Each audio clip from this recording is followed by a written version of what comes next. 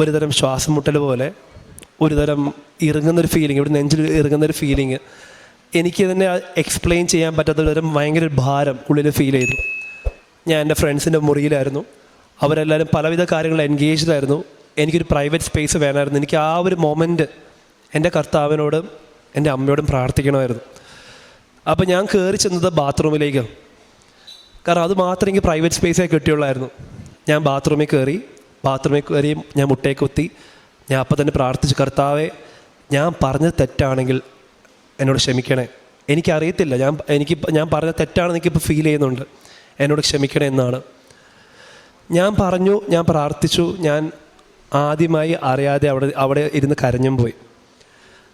അതിനുശേഷം കുറച്ച് നിമിഷങ്ങൾക്ക് ശേഷം ആ വേദന മാറി, ഡിസ്കംഫേർട്ട് മാറി.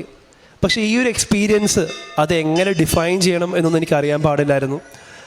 അതിനുശേഷവും ഞാൻ അതേ കോളേജിൽ എൻ്റെ പഠനം കണ്ടിന്യൂ ചെയ്തു. ഞാൻ കോളേജിൽ അത്യാവശ്യം വളരെ നല്ല രീതിയിൽ ഉഴപ്പി സപ്ലിയൊക്കെ അടിച്ച് പഠിച്ചൊരു വിദ്യാർത്ഥിയാണ് ഞാൻ. 3rd ഇയറാണ് എൻ്റെ മമ്മി ഉടമ്പടി എടുക്കുന്നത്. ഉടമ്പടി എടുത്തു. എൻ്റെ എക്സാമിൻ്റെ കാര്യമൊക്കെ സൂചിപ്പിച്ചു.